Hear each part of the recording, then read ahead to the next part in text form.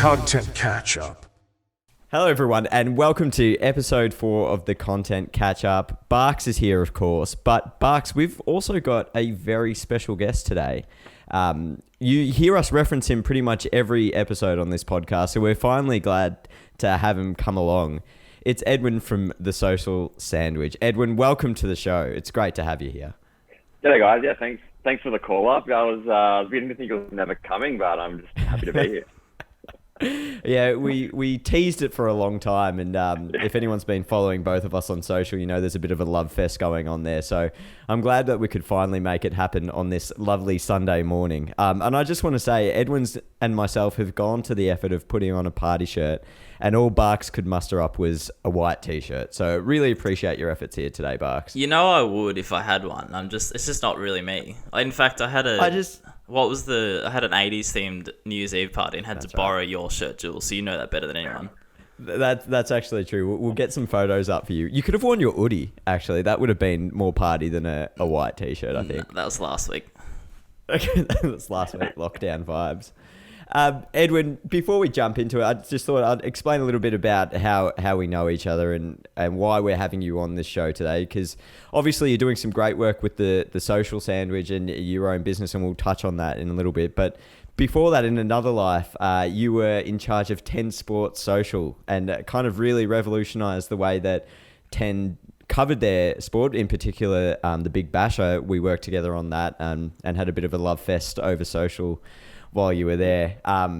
So that's where Edwin's background comes from, for all those listening out there. And then he's made his transition. Obviously, he did a lot of work with a couple of other shows you might have heard of in Love Island, I believe there was, and then there was Survivor, I'm a Celebrity, Get Me Out of Here. So you've seen his work around if you've at all followed Channel 10 on social media. So he shouldn't be a stranger to anyone here, is basically what I'm trying to say in that long-winded introduction. But Edwin, that's why we're glad to have you on. What an intro. That was beautiful. Probably the nicest thing anyone's ever said about me. So. we like to make our guests feel welcome, unless they're Barks' brother, then that was just pain in the ass. Darren, if you're listening, I never want to have you on again. You weren't ready for that, but I think Edwin might be a bit easier than Darren was. Let's get straight stuck into Love Island questions. No, I'm just kidding. As much as I'd love to turn this into a Love Island fest, one thing we do with all guests is called the 1 minute brief, Edwin. So, series of 5 quick questions. They're meant to be quick hitters, but often it's not a 1 minute brief. It's about a 10-minute brief. So, if you feel like rambling, just go for it. But I'm going to kick us off with your nickname. To me, I've never really had a nickname that stuck. So I've kind of just got like every nickname, but none of them have really ever stuck. So like I get Ed and Eddie naturally. Like a portion of my friends call me Eggy, which always makes me laugh when you do your egg of the week. It feels very, very, very relevant. So they're the kind of the 3, and it kind of alternates, depends on which group or family or friends are saying it. So feel free to use any of the 3 if you'd like. Do you have a preference? Because we do like to use a nickname. We don't want to be formal. Look, or create one for you. Okay, yeah, I use Eddie for like when I do my hot takes on my page, so like maybe that one. But also, yeah, I'm easy. If you want to make one, let's come up with it. Why don't we go like millionaire or something like that? Like millionaire hot seat. Well, he just said he's easy. Yeah, Easy Eddie? Easy Eddie, there you go. Easy Eddie. Look, yeah. Let's shorten it so it doesn't sound seedy. Let's go just easy. Easy. Yeah, we'll go easy. All right. Easy like Sunday morning. Yeah, there you go. We'll have an that intro fits song. in nicely. We'll have an intro song for you. I'll have to sing it though, because we can't actually use commercial music. Sure. I know how much everyone loves me singing. Jules touched on it, Edwin, but your job title. My job, I work for myself, so I kind of make it up, like depending on what I feel like. I sometimes call myself like the head honcho because I'm just the only person that I work for. So I guess like social media consultant if you were being fancy, but I've put on a lot of hats that I think we all do on, just with whatever people need. So social media consultant, I reckon. Let's go for that. Sounds good. Do you have this? Sounds fancy too. Yeah, it does. Do you have a favorite bit of content you've worked on? I do. I'm gonna do two. Because one was a really short piece of content that you might have seen, which was with Adam Gilchrist when I basically asked him to do to play the finger game, if you know that, where you if you put the little the circle with the finger and your thumb, and if someone looks at it, you have to punch them. And I was like, it was right when it was kind of doing the rounds on the internet, and I thought if I could get Gilly doing that, and it would just make a funny clip. So I literally in the space of about half an hour came up with this idea of Gilly, this is the idea. He pretended to do a fake pitch report, and just the camera kind of panned down on the phone, and then it was him, and he was like, "Hey, got ya," and then it basically went pretty viral, almost around the world, with just people what the hell, what Gilly just got everyone. So that's kind of, again, it was no planning, no real thought outside of I think this would be funny. It was also back in the day when, there wasn't, I didn't have to go through approvals. No one really, no one, I was me, and I came up with the idea and I posted it. And then I remember our head of sport, Dave Barham, who's one of the most influential people in Australian sport, who he was the mastermind behind the Big Bash. One of the first times he ever spoke to me was he called me and was like, "Edwin, what is this video? Oh my God. Is it offensive? What's happening?" I was like, no, it's just a little bit of fun. And then he was like, "Okay, I trust you." And he saw that it had 1 million views or something on Twitter already, and he was like, "Okay, this is all right." So actually, that's my favorite piece of content. I've got some other stuff that's a bit more planned and a bit more proper, but that's the one. Yeah, it's often the ones that are less planned that I think it's a common theme we've found, Jules, where things just happen. Michelle's, I think that, what was the player in the locker room? Anyway, getting off track, but unplanned pieces of content. I'm glad you cut that out because I can't remember. I do. I had no idea where you were going with that one. I can't think of his name, but I'm on the money. Last one, which is our favourite, your best non-work skill, and it can't be your party shirt collection, if that's a skill. Oh, that's up there. Sorry. That's not really that's not a skill. It's just oh, cool, I've just bought a few shirts over the years. True. I probably I used to be able to play tennis pretty good, and I still dabble, not as well. So probably playing tennis, and my one claim to fame is that when I was a bit younger, I beat Nick Kyrgios in doubles with my good friend. We're using that as the first line of the promotion. I like to just drop that one in. There's a few caveats that you have to mention. It was double. I think I was about 17 or 18, and he was about 13 or 14. But he was still really good, and I think he was pretty shocked that me and my other mate that would just battler tennis coaches beat him this doubles tournament. But so, you know what? The record doesn't show his age; it just shows that you beat him. So don't worry about all those other caveats. You're fine. I never played him again, so it's 1-0. 100% win rate against Nick Kyrgios. Yeah. We'll also cut the explanation of the ages because it sounds far better without it. Yeah, it sounds much better the other way, but you've got to be realistic, I think. That's a pretty unreal claim to fame, I think. It is. I think that's one of the most exciting that we've had. I like to just bring it out every now and then on Twitter as well, just as Kyrgios is in the quarterfinals. I haven't. You should do the you know what Roger Federer and I have in common? Both beaten Nick Kyrgios. 100% win rate against Nick Kyrgios. 100%. Oh dear. Well, glad that we got to find out a little bit more about you, Ed. We're gonna now jump into the tough questioning. So, take us back to your days working in sport content at Channel 10. How did you kind of land there? And what were your kind of goals when you kind of arrived there and you settled down and you started thinking about content? I had a weird journey to get there. I started off actually living in Melbourne for a year and a half, which I worked for Tennis Victoria back in the day. Being a tennis person, I kind of fell into working there, and then did some work for Cricket Australia just over a summer. and then ended up working for this like second screen app for TV called Beamly. It was called Z-Box at one stage, if you remember, like, back when these, like, like Fango and Z-Box are like, these new things that everyone's like investing in. It's like, oh, it's going to change the way that, TV's watched and all of that. So I was like the sports editor for those guys. But they were affiliated with Channel 10. So, when basically the company ran out of money and went under, which was pretty rough after investing like 2.5 years of my life in this like startup company that like everyone believed in. I was like, this is going to be great. And then we ran out of money. I was like, oh, fuck. Right? Then I kind of just had made some contacts at Channel 10. And, I want this guy who was there like head of social at the time. And it was a pretty new department, reached out and was like, I need someone to start, just do like a month contract because, we need some help. And then, the next week I'd started there and, 4.5 years later, I was still there. Like it was kind of, I guess, a bit lucky, but, I always say, and I think I might even said this with your, what are the best tips you have to get into the industry? It's like, just make some contacts and talk to people and put yourself out there. And I think he literally followed me on Twitter and just kind of knew that I was kind of knew how to post to Facebook and like knew my way around Twitter. So he's like, oh, this guy's all right.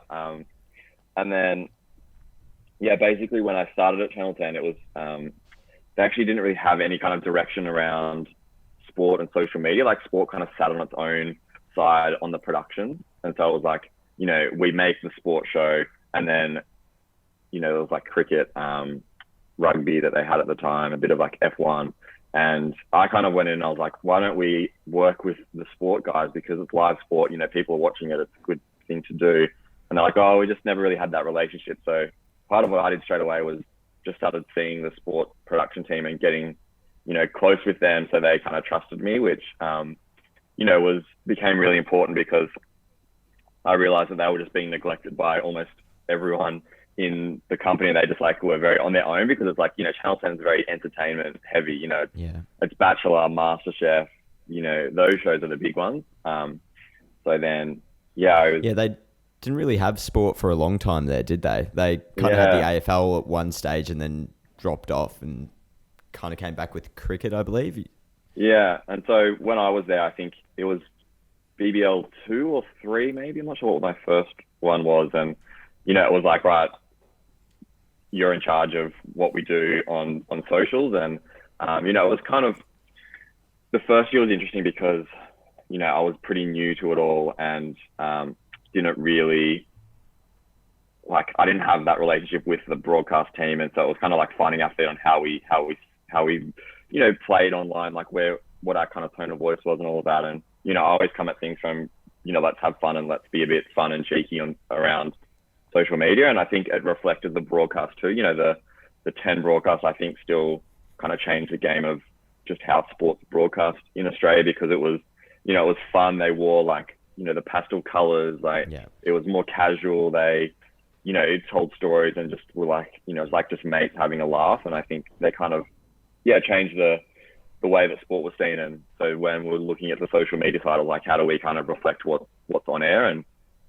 I think it probably took, maybe a year or two to build up a bit of a brand and, to be able to have a bit of fun with, what we did online. And, it was actually really hard to do at first because we didn't have any of the digital rights. So there was no, we basically couldn't use any kind of highlights. I think we managed to negotiate that we would get, like 30 seconds of footage a game or something ridiculous like that. So, the natural thing is, right, well, when there's a sick catch or like a six, you post that and that's your content. But for us, it was like, all right, we can't do that. So it was, using like GIFs on Twitter to kind of when those reaction GIFs was first starting to be a thing. I think now they're kind of really overused, but in those early days, it was like, oh wow, they're like live tweeting, but it's like with a Simpsons GIF and, kind of like dumb shit like that made me laugh. So that was kind of, how we started doing all of that. And, just over the years kind of got closer and built a better relationship with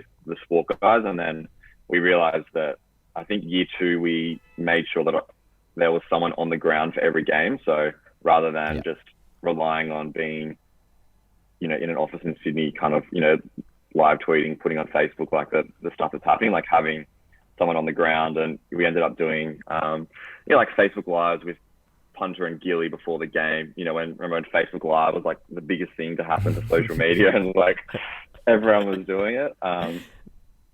So then, that kind of became a big part as well because, again, we still didn't have the rights to it, but it was like, we can use the talent that we have, which are amazing, like, them getting ready before the game, like doing a preview on the ground, all of that stuff. That was really long-winded, and I don't even know if it answered the question, but it absolutely did. And I think there was like some really cool things that you brought up there. Number one, like obviously being able to pave the way and kind of having a blank slate and having some fun with it, because I mean the thing with cricket, and Barks will attest to this, but it's like, it's not a very entertaining sport to watch if you're not into cricket already. So like, if you can have fun supplementally, like away from the actual game, and bring people in with a cheeky broadcast, like with what 10 did, breaking away from that traditional Channel 9 of like Richie Beno and Shane Warne talking shit, and then bring in like some fresh faces and entertaining, but also reflect that online. I feel like you capture way more attention.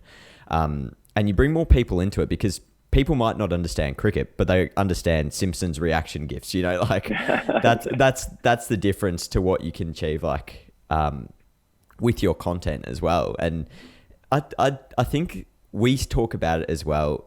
We don't have a lot of rights when it comes to AFL content distribution online. Like, we're not allowed to film at a game, and we're only allowed to use a certain amount of highlights from each game. So each week we have to think about, like, what do we actually do here? What do people want to see? How do we give them that experience of like being at a game without being at a game? And I think that's way more challenging than if you get it handed on to you on a plate like the NBA do, and they're just like, here's highlights, go for it. So I think that's like a really cool thing to put under your bow and say, I did this. I set the tone of voice for the entire Big Bash now, because that's what it is now on social media. Yeah, definitely. It was just like a lot of fun, and I think that kind of live sport side of things, you kind of realize that if you have fun with it, you're a bit cheeky. Like, people react to that, and they bring people in. And I remember even like, I think this is maybe, I was trying to tell my fiance, like, I'm doing this podcast today, and she's like, oh, who's it with? And I was like, oh, like, that's a really weird story. I'm like, I think I know him from Twitter, and she's like, that's weird. And then we're kind of like, oh, I'm going. And I was like, yeah, look, it's just kind of way that the media is now. But like, I think that was maybe how we started, was talking right, was when we started doing those like terrible Photoshops of the Big Bash.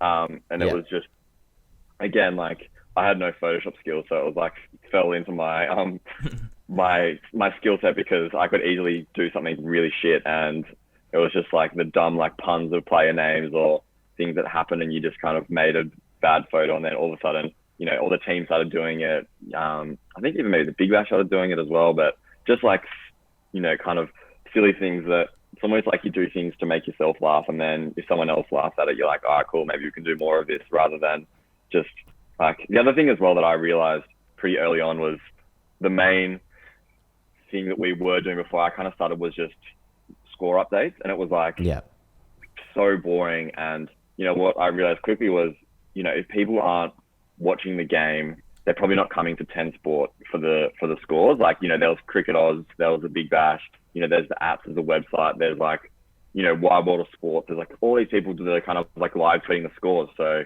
a big part of our strategy was like, we'll tweet a halftime graphic, we'll tweet the score, once or twice each innings. But for the most part, it's, we're just reacting to the things that are happening, and, the score is kind of incidental to the content, because, most people are probably watching, so the scores are relevant, and then you can easily find it if you don't. I can see Barks' eyes like lighting up here. He's ready to tee off on his theory on tweeting. He's like, let me at it. We've talked about this far too many times about like, I think we had to actually, we've actually had to remove a big chunk of one episode, because I just went on a rant about, it was about a specific team, and we just could not put it up. But yes, we've thought about that a few times. It's one of those things, and I actually always think like in 2021 that like the live tweeting of games is like almost dead. Like, I just think, unless you are like, maybe a team account is the exception, but like even there's still so many accounts that are just, live tweeting all the different, A-League or NRL, AFL or cricket, and it's like there's so many ways of finding the scores now, and exactly. like it's just you just even No see one's on the going to like, Twitter. and they see the interactions as well. It's like you're getting literally zero likes, zero retweets. It's like, well, you know, look at your stats. If it's not working, stop doing it. Like, Yeah. That's such a good point. I think my view on live tweeting is if you're a team account, try to find, I'd love to not tweet unless you've got something that you can provide that nobody else can, because you are the team account, whether it's inside, behind the scenes. Like, other people can provide scores, so why do we need to? Yeah. I think actually the Renegades example that you guys talked about, where with I forgot his name, the bowler, was it Peter? Oh, Peter. And I was like that was a way of like, you know, it's updates, but it's like, you know, in a fun way. Like, it's, you know, when he takes the wicket, became like a thing, like a little bit of a bit that they did, and it was just a fun way of actually updating when something happened, rather than like, oh, old mate's taken a wicket and it's 2 for 23 now. How good? Like, you know, just added a bit extra. Adds excitement as well. Like, at the end of the day, you're right. People aren't coming to Twitter to get updates. They're coming to join in as part of a community. And if they don't get that sense of community from the club account, they're going to go elsewhere. So I think that's where it also comes down to what you're doing on a match day should not just be score updates. Yeah, 100%. I guess one other thing, you touched on obviously what it's like being on the other side of the fence for the being the broadcaster rather than being an internal content producer like us. But were there things about the sports industry that you liked and didn't like in terms of what they're doing, aside from the live tweeting, like when it came to their content? Look, the thing about sport that I really like is that it's live, and I think for me, live social media is like the most exciting kind of social media, because you don't know what's going to happen, and then that is just, as a content producer, it's like exciting to be like, you know, you go into work and you're like, I don't know what's going to happen in this game, or like, you know, and I feel like that's kind of when you get your best, weirdest ideas and things that kind of take off. And, you know, I think you still need that kind of your basic like content plan around everything, and your kind of everyday pieces that you know is going to happen. But like that live aspect of just like, shit, anything could happen, like whack stuff like that. I still remember that kid eating the watermelon, and he was that like, oh yeah, massively viral, like just it was so dumb. What was that? It was at a Big Bash game. Yeah, it was at a Big Bash game. Apparently it was some journalist's son, but like it was just this kid eating a whole watermelon at a game. Just, like, yeah. munching on it. You gotta love it. It was hilarious. But yeah, that was like, became like almost we use that in our decks, you know, when we're saying, you know, we're going to be talking about things outside of cricket, like that became the thing, was like, you know, like Watermelon Boy, because he was just something fun we captured in the crowd, and then it became a huge selling point for the Big Bashes, because everyone was like talking about this kid that was eating watermelon. It's similar to, if you remember when I think it was a Melbourne Stars game, when they hit the seagull, and then this cricketer picked up the seagull, whatever, took him to the boundary, and the seagull lives. Good story. But then they got a mascot that was actually a seagull, and it became their like official mascot. It was brilliant. It was like, that's the stuff you need, and that's the stuff you get from live sport. Yeah. All right, so that's easy, Eddie. That's the sports side of things. Let's go to the reality TV side of things. I think the first time I found you or clicked on your profile, and yes, Jules, I saw Love Island, but I saw the TV shows. Forgive me if I missed any, but Survivor, The Voice, Love Island. Can you talk us through, so the listeners, just exactly what your role was with those shows, your sort of day-to-day role? Yeah, I mean, I was pretty lucky that I did Survivor and I'm a Celebrity for 3 years. So basically I was the like senior social media producer. So on those shows, and it changed a little bit for like The Voice and Love Island, because it was a different company. But for those shows, which I think is probably the best example of, you know, of what my role was basically I would come up with the strategy for the show. So kind of maybe 8 weeks out from when it went to air, it would be, here's our strategy, here's, you know, what channels we're going to play on, here's what our kind of tone of voice is going to be, here's some like examples of posts, here's what worked for us in the past, here's what hasn't. And then kind of, you know, plan what we're going to be posting across. It was basically Facebook, Twitter, Instagram was the keys for us. And then when, you know, I guess I was also working really closely with all the other departments at 10. With marketing, PR, like the promos team. When they're making their big ads to promote things, it was my job to kind of work with them, and then kind of once the show came on air, it was making a content plan for each episode. So you watch, say, like a week in advance, the episode, and just kind of try and pick out, I guess, the moments that people are going to talk about. So it's a bit different, obviously, to the live side where you can, if people are tweeting about things, you're like, oh shit, this is blowing up. Whereas it was kind of just like on me you'd watch and be like, okay, I think that people are going to love that. Or, some of them are more obvious than others. Like, if there's a big blindside on Survivor, or like someone throws up on I'm a Celebrity, or, there's a big fight or something. It's like, right, that's what we're going to do.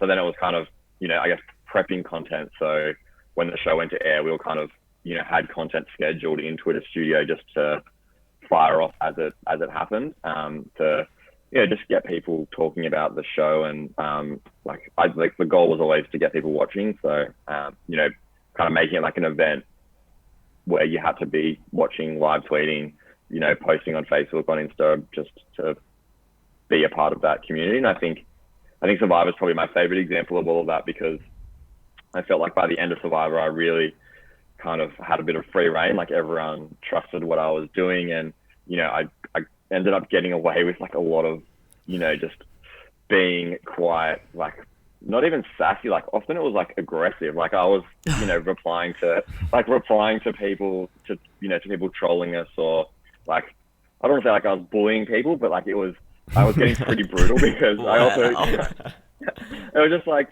because Survivor had that kind of like, like rough, tough brand, and over the years we kind of just lent into it more and more. And also I kind of, this is maybe between us, but I knew it was my last season. Like, I knew that I was going to be leaving, so I was kind of like, well, I'm going to see, what kind of things like posts I can do to get away with. And because again, on those shows, I didn't have any levels of approvals, which kind of happened on the other shows that I ended up working on. So, you have to run posts by people. Whereas this, it was like, okay, I've got this idea, I'm going to do it. Like, just, even like one idea we did when, there's all these like boring pieces of content you have to kind of do. So one of them was, okay, Survivor is going to premiere on July 27. And then you'd get like this big marketing image that would have like July 27 and be like a marketing asset of the host or something. And that will be like what you post to tell the fans when it's coming back. And, obviously that kind of post would do all right because they want to know, but it's like, fuck, this is just, it's so boring. So one year we did like the caption just said like, look at the host's arm. And then on his arm had like little text, and it was like, look at the top right corner. And we did one of those like images, and then played people around, and then in the corner it was like July 27. And then like, I remember when we posted it, one of our one of the bosses was like, what the hell is this? Like, what is this post? Like, people aren't even going to see the date. Like, the whole point of the content is to, make sure people know what the date is that this show's coming back. And then like, no, this is funny, and it'll actually get people, engaging with it and sharing it more so than going down the more like traditional route. And then, ended up having like all this amazing engagement. They're like, okay, like, that was good call. And, yeah, so I guess like kind of day to day, that's what it is. Like, there was a lot of, there's a lot of good parts, like a lot of kind of like a lot of dealing with, politics in a big company as well, which was kind of the shitter parts. And, a lot of working with contestants, and especially as the kind of like trolling stuff increased online, like just managing, when someone gets evicted or goes home, like working with them around, how they kind of are dealing with people messaging them and saying that they were like a massive bitch and they hope they died and all this stuff. So there's, definitely like some kind of like badder parts to the job. But yeah, again, like a really long-winded answer from me. And I was gonna go back to a consistent thing I'm getting from you is you enjoy bringing cheek to whatever account you're managing, and I think it's pretty crazy that you touched on such a big show. You said Survivor, there was no approval process, like you could just sort of do what. So did you get in trouble with anything? Have you had times you've crossed the line and have had to maybe delete it or explain it? Yeah, there's definitely been yeah, definitely been times when, you kind of get the message from, the boss or something that's like, oh, this is, you a little bit too far. Can we, edit this or delete it? Like, I think the main thing was, over time, I kind of knew where the line was. And, Yeah. like, I never went too far past the line. Like, I'd kind of just keep like pushing the line forward. You know what I mean? Like, so Yeah. it was like, I think one of the things that I, more than anything can do is like work out what that line is and kind of be sitting on there rather than going too far. Because I also think that like humor is like the cheapest way to get engagement, right? So early on, I was like, oh, if I can be a little bit funny, then I'm going to get engagement on post. So, kind of hit the other flaws. Like, I'm not a very good designer, but like I can make a joke. So Yeah. It just it's like personable when you're funny, and like being funny isn't easy online. Like, for example, that July 27th date thing, like that's not an easy thing to think. Oh shit, like how can we do this, and are we going to be bothered doing this, or are we going to like just go with it? I think that's like a massive skill to be able to find the fun in something so mundane like that as well. Yeah, Um, there's a few examples like that of just they're kind of, we had this idea of like, right, we know that we need to do this really boring post. It's like, what else can we do? Like, I remember another thing we did was like, it was so tacky and like I kind of hate it, but I kind of love it. It was, those like, what month are you born in? This is going to happen if you were born in July. So it was like, this is how you would go on Survivor. And it was like, if you're born in July, you would win the game. If you were born in August, like you'd be medically evacuated. And it was just like, we made this image and like, it was like a designer's nightmare. Like, it looked so bad. It was like, cause there was just so much like text and it was awful. And there was another thing when, we were kind of, I think at this stage we might have had a bit of an approvals process. So there was a little bit of like, oh, this is what we're going to do. And then our like designer was like, you can't post this. Like, it's off brand. Like, it looks terrible. It's not good. And then I kind of pushed back. I was like, look, I know it doesn't look good, but you've got to trust that like this is funny content. And like, I guarantee if we post this, like the engagement is just going to be like through the roof. And, we'll have the message for, hey, the show's starting next week or something. Like, I remember it was really close to when we were kind of launching. So the launch of a show for TV is like always like, just get as many people as you can to that first night. And then, hopefully the show hooks them in and they stick around for the rest of it. So it was always like that one day, like get people there. And I was like, this post will be probably the best performing post of the week just because it's like funny. And, just, you're going to get all these people tagging their friends like, oh, you'd be like blindsided in the first vote or like whatever the dumb like thing that we came up with was. I definitely think fun is good. Fun is good. That's my fun sells. Live my life by that. Yeah. Tatted across your chest. We've got follow up to that question. So your role, were you ever physically? So your roles with Survivor and reality TV shows, were you ever physically on set often? And if so, do you have any favorite sort of characters, people you met, or even funniest moments on set? Sorry to put you on the spot. No, so Survivor was, I never went, so I would like write a bit of a brief for content that I wanted captured like on set. Because it wasn't live, it was, to be honest, it was just hard to convince people that I should go. Because it was often pretty remote and like, it's pretty expensive to fly someone over. But for I'm a Celebrity, I was pretty lucky to go like 3 years to Africa. So like literally was working in Africa was kind of started off the first year. I think I was there for like 10 weeks or something. And then the next 2 was about 8 weeks. So I think I've spent almost like half a year, well, maybe a little bit less, but a lot of time in like the middle of fucking That's so Africa cool. where it's like hot as. So like that whole like experience was, pretty amazing. Like it was like the most fucked work I've ever done because it was to deal with the time zones. We were getting up at 3:30 to basically go in, have our morning meeting at 4, have like a content plan roughly made by about 8 or 9 o'clock, and then by 10:30 the show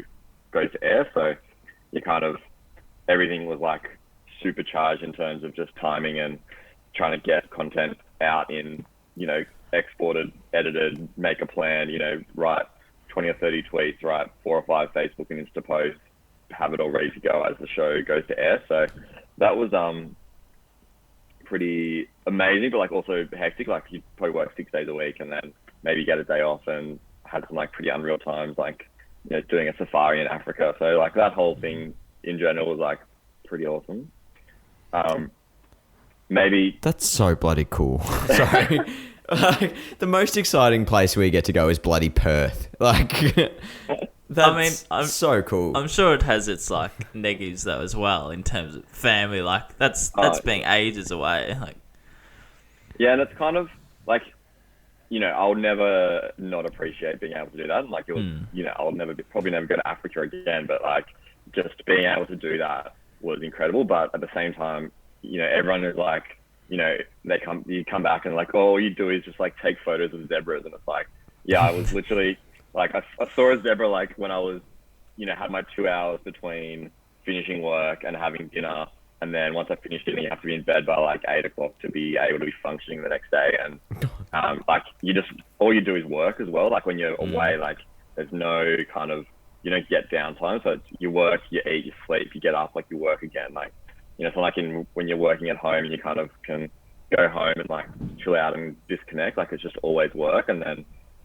for the first like week or two, it's pretty amazing. But then after that, you're like, oh shit, like I'm mentally exhausted. Like just, it's your whole life. So, it's definitely like, the pros outweigh the cons, but there's definitely like, it's pretty hectic. And by the time you get back, like come back to Australia, just like, I never want to go anywhere again. I just want to sleep in my bed. Like,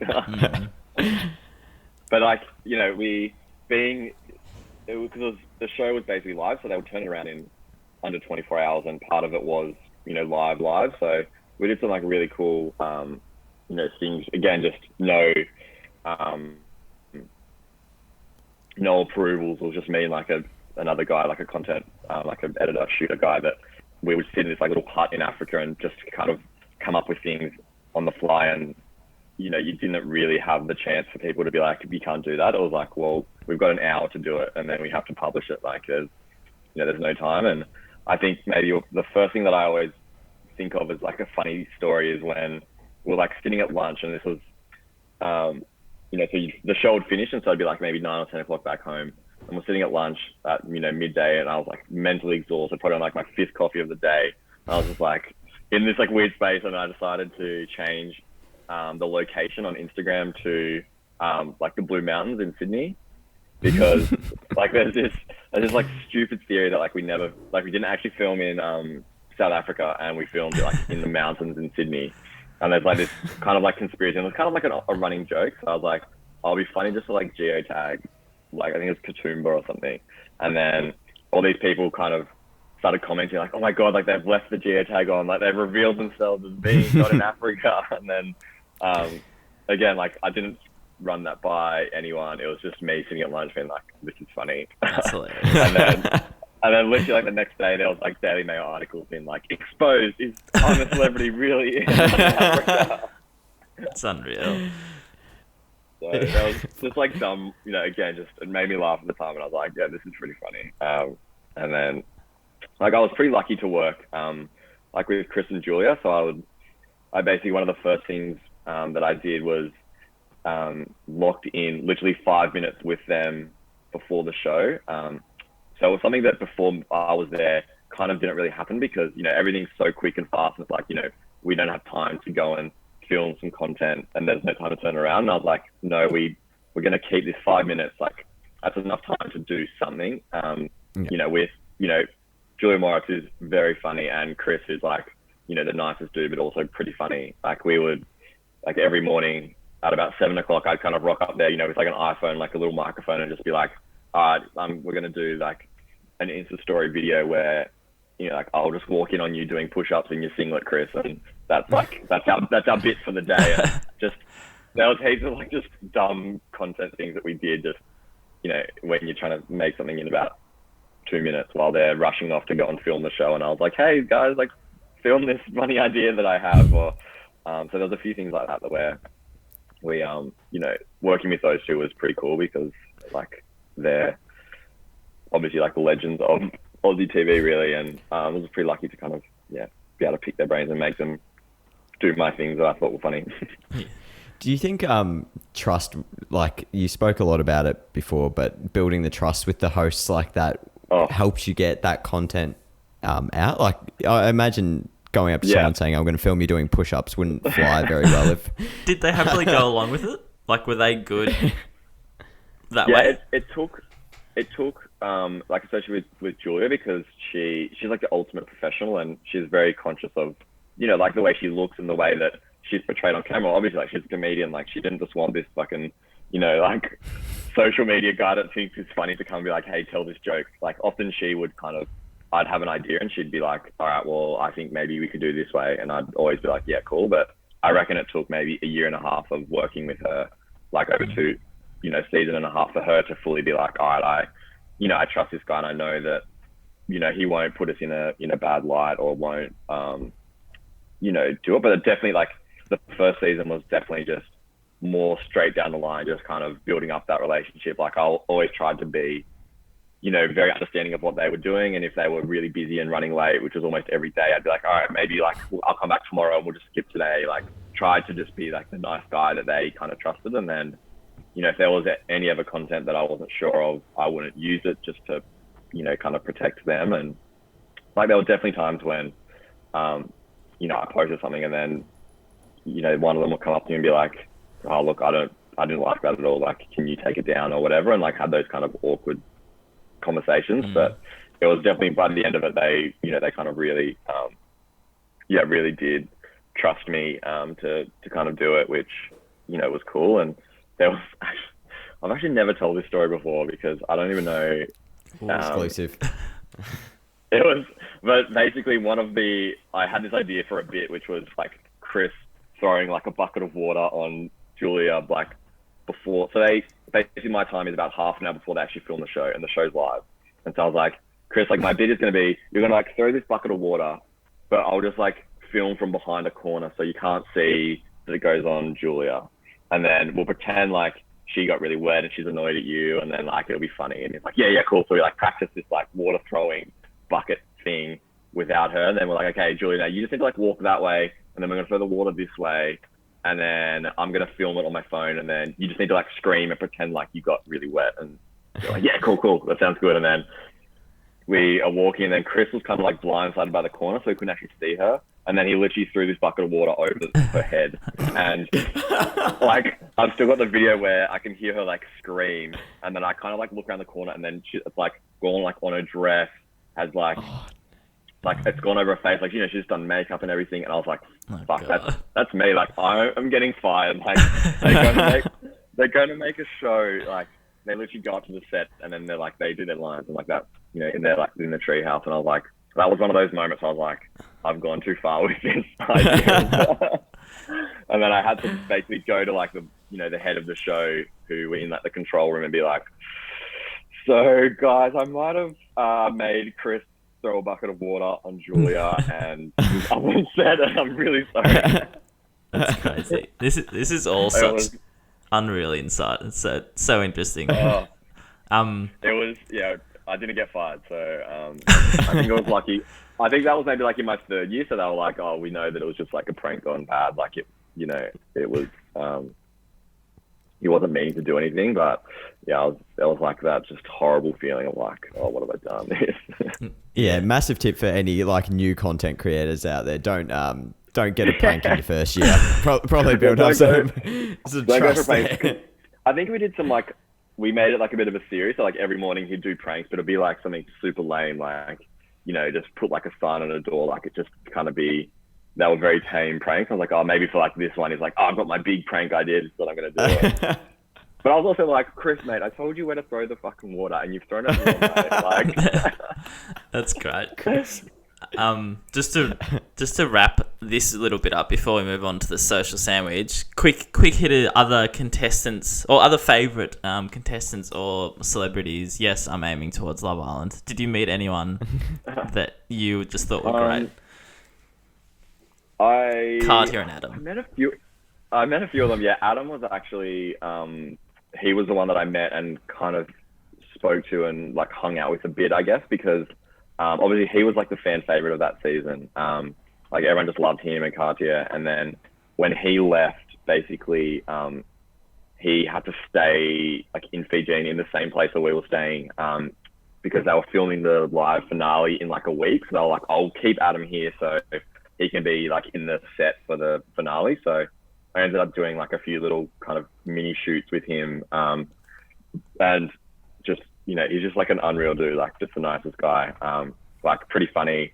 And I think we did like a video where I was like revealed his forehead, which was so dumb. But it was just like, you know, he had like the fringe, and then he was like, oh yeah, like here it is, this is my forehead reveal. And then like, that was like our content we posted, and it like actually went really well. But and then we did a few other things with him that was, you know, he was pretty good. And I think he's a social sandwich follower as well. So what a guy. Wow. Oh, bless you, Jules. Sorry. Jules, come on. And how often did Matt cry in front of you? He was my favourite. Is it Matt? It is Matt, isn't it? Yeah. Yeah, Jules, this bloke just non-stop.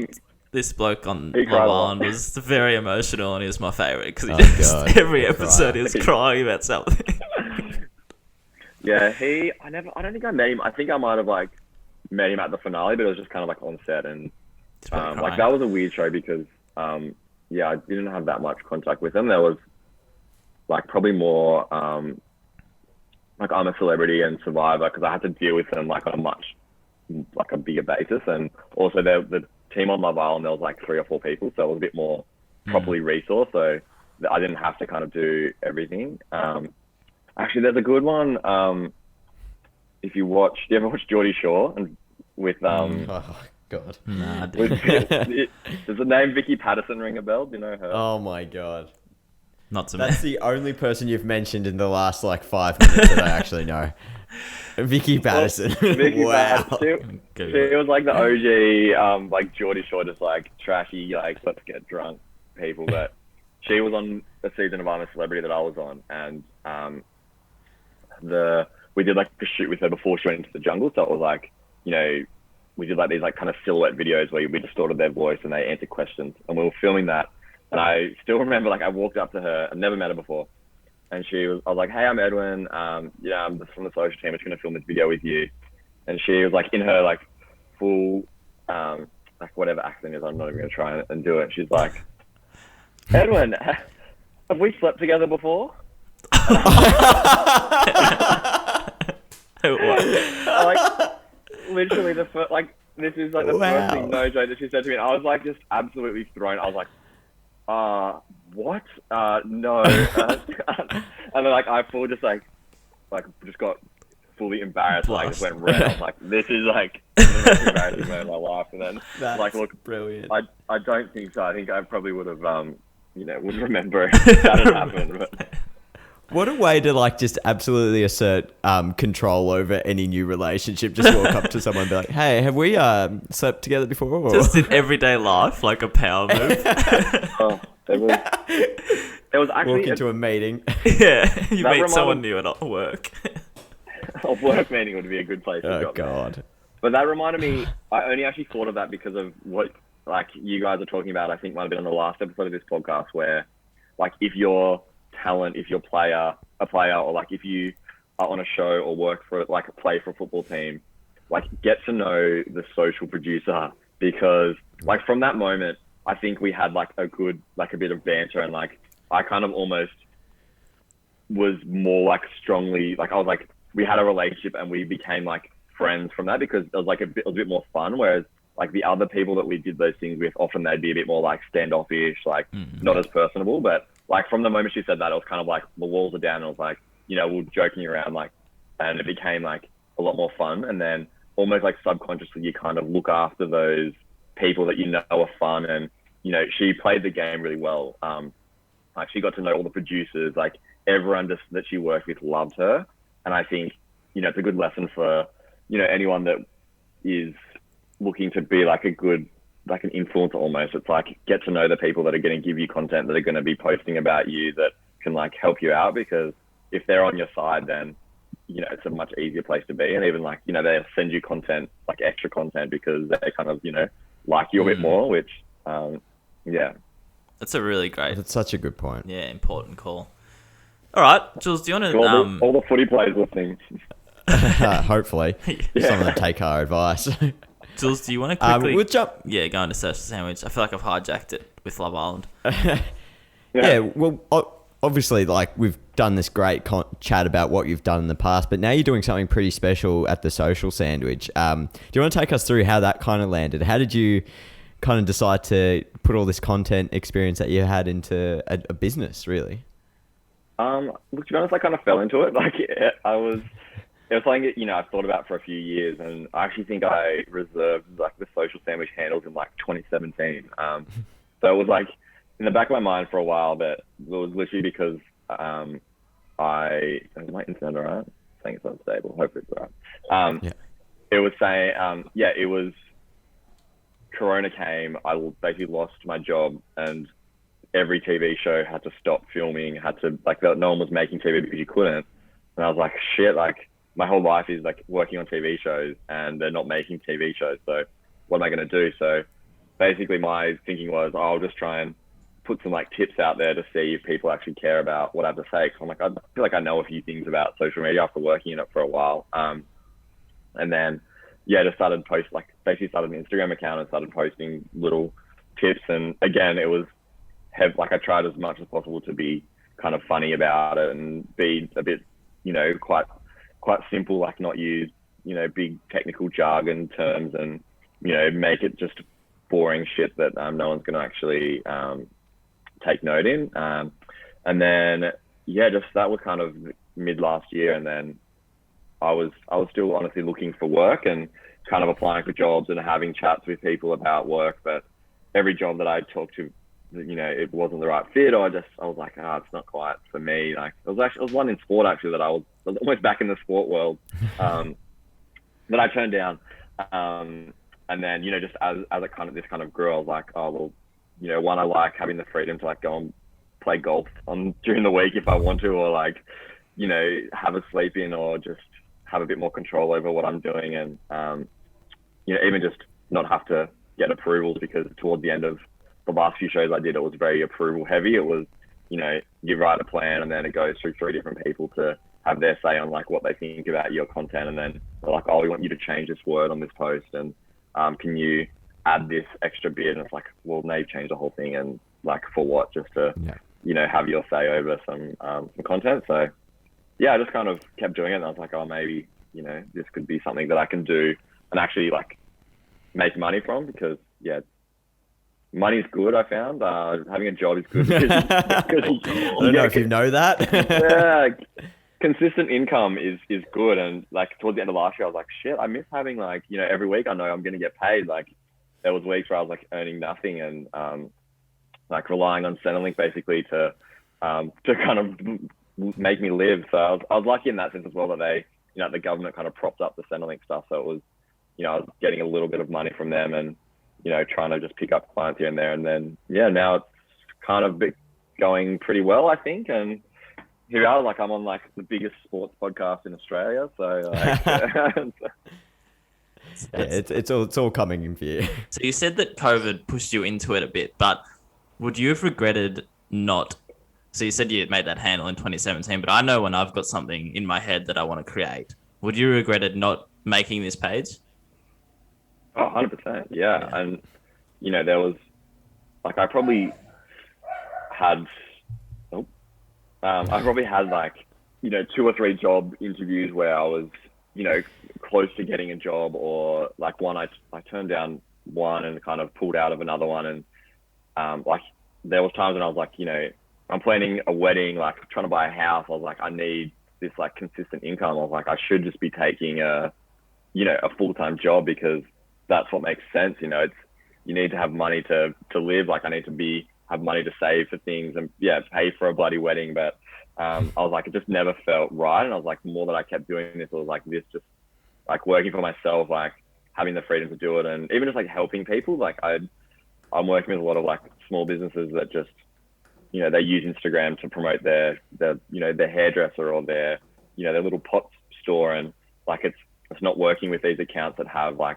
500,000 followers on Instagram, or like, 100,000 Facebook likes, so they have like 500 followers. But if you can get an extra couple hundred followers and, improve their content a bit, then all of a sudden they're like, they're messaging me being like, oh my God, like, we've doubled our following. Like there's people in like booking out in the shop, like we're making more money. Like it's actually kind of feels like a lot more rewarding as well. And it kind of is good to not have the consistency of like, that was a thing in TV. It was always the same stuff. It's like one show leads into another, and then the next year it's just you start it all again. So with this kind of like freelance world, it's like I don't know what next is, or like what the person's going to come to me and be like, hey, I've got this problem, can you help me? And I'll be like, yeah, I can try. Like I've never done it before, but I can try and work it out. So yeah, definitely would have regretted.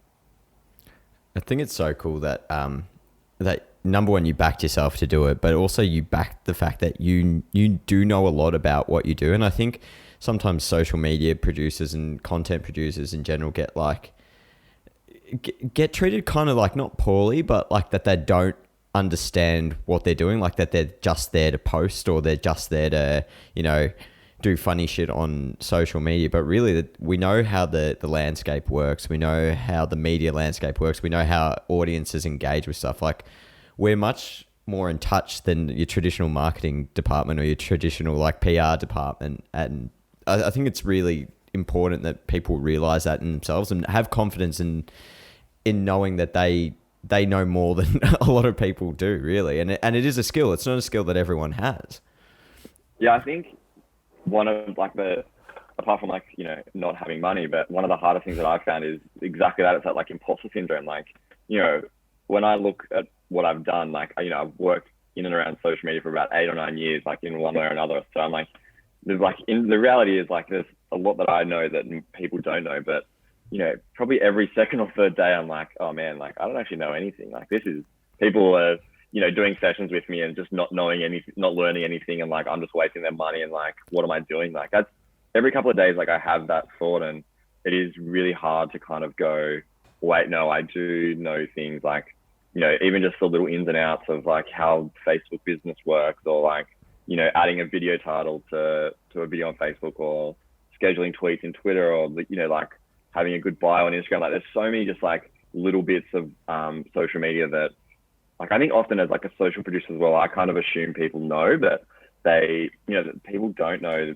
like a lot of how the platforms work. And that's the kind of skills that adds like a, social producer you offer. And that's what can actually make a difference to a business, like, not posting square photos rather than landscape photos, like just little things like that, like, that just can help out. And, it's still, it's easy for me to sit here and be like, yeah, it's super easy, but like, I still honestly battle with those kind of like, shit, I don't know what I'm doing. Like people aren't getting the value from me that they want. But the more that I kind of do it, the more that I talk to people and realize like, they don't live and breathe social media like, what we do every day. So there is value that you can offer people. Like, even if it is something as simple as like, this is what a hashtag is, like, this is what hashtag is for. Like, there's so many just little things that you can offer. So yeah. Yeah. Well, I think you're doing it like, and I hope this doesn't sound patronizing, but I think you're doing like an outstanding job, because I know myself that I come to your page looking for tips here and there, because it's just always such a fresh perspective. And what I think you said it earlier, like when you started, you just, you wanted to make it non-jargony. And I think that's the best thing about your page. Like there's no ego about it. It's, you know what you're talking about and you explain it in a really, really good way. That's quick. Yeah, I can actually do this. It's actionable. It's not like this massive thing that I have to redo my entire content like plan or whatever. It's, I can update my bio. Let's do that. That's something actionable. I don't have to spend a lot of money on doing that, and it's going to make a difference. So I think your expertise it's outstanding. And if anyone's not following Social Sandwich, like what the fuck are you actually doing? Like just go out there. It takes 2 seconds. Go do it. Less aggressively at Social Sandwich. Just follow it. No need to abuse the listeners. I think more aggressively, like don't be cowards. Don't be cowards. Follow. No, thank you. I appreciate it. That's very nice. It's gone very lovey again, hasn't it? It has. Like we're all about usually a bit love. Yeah, usually the podcast is a bit more like aggressive and angry, so it's a bit of a change. Isn't it? Well, I'd like to. It's because we I'd like to add to that discussion. Our episode last week, and we got all the abuse out there. I'd like to add to that discussion. Fuck square photos. That's it. Oh my Oh, god. fuck, square photos. Your fucking 4 or 5 photos, honestly, they piss What? me off so much. Because you can't schedule them. You have to, through Later, which is the program you use, you have to manual publish them because you got to press the button. Oh, I mean, that's It's not fucking annoying. That's not my issue. I'm just care about. Oh, it looks. is when you're, good 4 or 5 photos. All right, we're getting off track. Let's go to some fan questions. We'll quickly whip through these fan questions because I know we've taken up pretty much all of your Sunday morning here. It's now 5 p.m. So- Sunday. Yeah. We're going straight into the It's been over jungle. 7 hours. Quick one from our socials. Are you, in fact, the actor from Arrow? Have you seen Arrow? What an odd question. No, I haven't. Do I look like that person? Let me share the screen. It may have come from yours truly. Bucks is just Yeah. hacking. Jules, Well, Bucks, I don't think you do either. Jules didn't say it. You are dead set him. No? Oh, no, I don't know, mate. I don't know if this is... Grow the hair. I mean, you're looking They- pretty good in did- that one with your top's off. The rig's not bad. Yeah, man, I'm happy with that. As I if like you that you don't got Adam see it. Standler on Twitter opening your tabs too. That's a nice one. Oh, that's coming up later. What's coming up? Anyway, so you're not him? Spoiler shit. So- Can confirm I'm not Not. him. But maybe I could if I work on the rig a bit and then we can. There we go. It was more the face, but no offense. That's fair. So, how often do you have to explain to, let's not be mean, but the older generation, what you actually do, and how often is their response, how is that a job? I had dinner with my family last weekend and was sitting next to my nan, and she was like, "So I saw your sandwich on Facebook.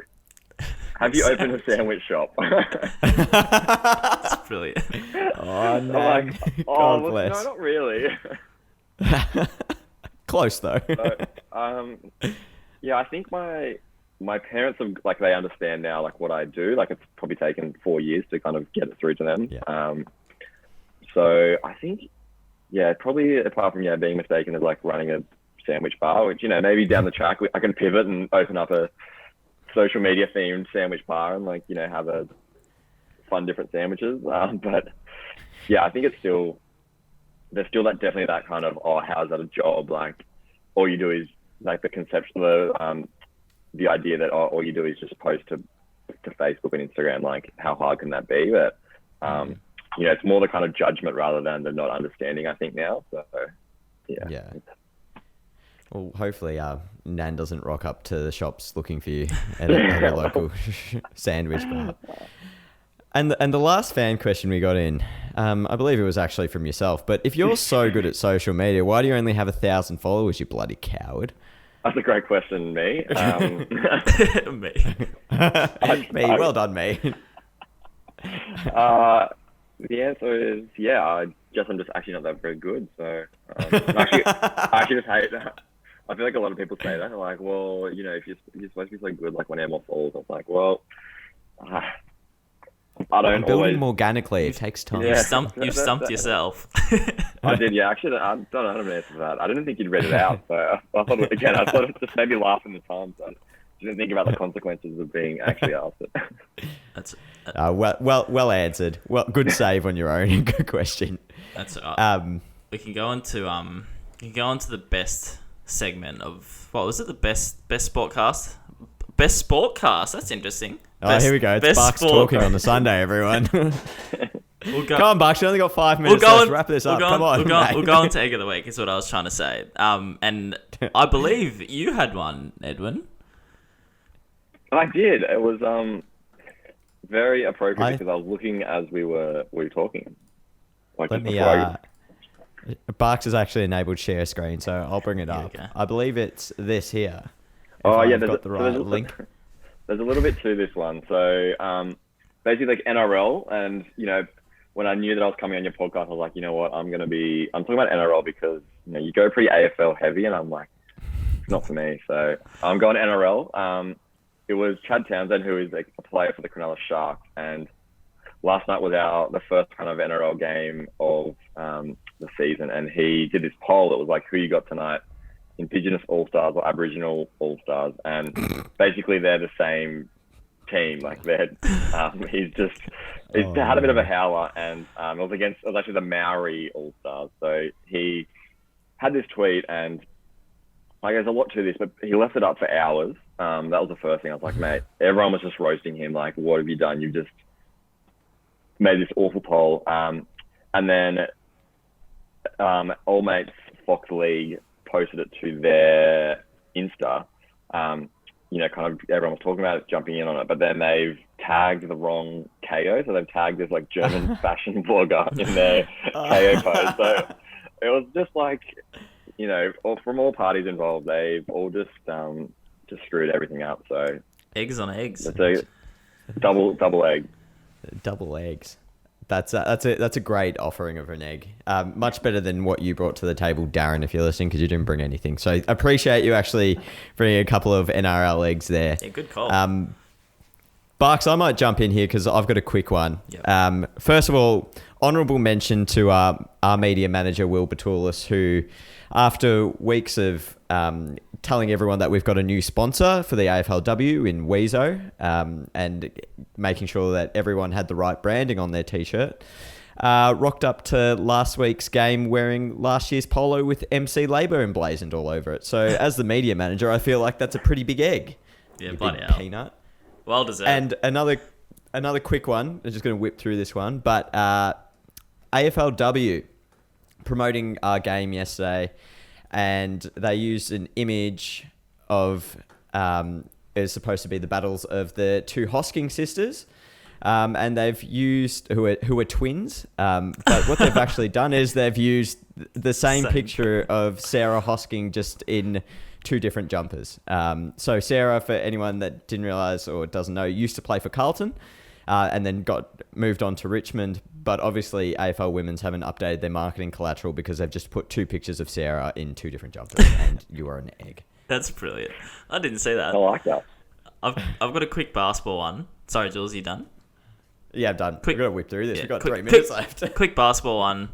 I don't think you can hear my audio, but that doesn't matter. Basically, you may not know this, but I'm a bit of a Dwayne Russell hater. Dwayne Russell gets things wrong too often for my liking. Key moment in the game. I'm just going to let it play. So, someone hits a big 3-pointer, Nathan Sobey, and Dwayne Russell, my old mate, calls him Tyrell Harrison. Now, Tyrell Harrison is this tall bloke. He's 7 foot. Key note, he's a left-hander. Nathan Sobey is a 6-foot point guard, right-hander. And Tyrell Harrison has never shot a 3 in his life, I don't think. And Dwayne Russell does these things weekly that piss me off. But sorry, Dwayne, you're my egg. Fucking Dwayne. Come on, mate. Yeah, that's it. That's it. We're going to wrap this up. I think we've I've got a quick taken boss. Neil. Do we have any boss? Oh, quick, come Got on. a quick boss. Quick. So boss of the week is Quick. the opposite of egg of the Fuck. week, just in case you didn't know, Edwin. So my boss of the week, let's go quickly, Patrick Beverley from the Clippers post-game interview. Oh, he's got a Bud What Light. is he Love drinking it. there? Bud Light. Bud Light. Bud Light. Perfect. Bud Light in the post-game presser. That's it. Boss of the week. You've got the other one. You got the other boss of the week there open. Adam Sandler and Shooter McGovern. Oh, Shooter yeah. McGovern? Is that his? Yeah, for that content, that was agreed. that was sensational. Those two. We'll chuck the links up. But we're running out of time because we've got a minute left on the Zoom. Edwin, it's been such a fucking pleasure having you here today. Thanks for sticking around for nearly 4 hours. We're going to let you not be a hostage anymore. Exciting news. I'm just going to go ahead and announce it, but we're going to have Edwin on a little bit more regularly on the show to kind of come with a few social media tips and roast us for what we're not doing right, basically. So you'll be seeing Edwin a lot more and hearing from him a little bit more regularly. So we're so stoked that you're going to come on and do this for us because we think you're going to add so much value to so many people's lives. And if you're not, as I said before, go on and follow him on Social Sandwich on Instagram, Twitter, and Facebook. And he's also got a Patreon. I don't know how to pronounce it, but if you want to sling him a coffee, it's all it costs, $3 for a month. Get him a coffee, and you're going to get some hot tips there as well. Oh, they're pretty hot as well. Thanks for having me, guys. It's been, I really like what you guys are doing too. I'm very happy that you started this and are doing something in the Australian space because I think it was really needed. So well done to you guys.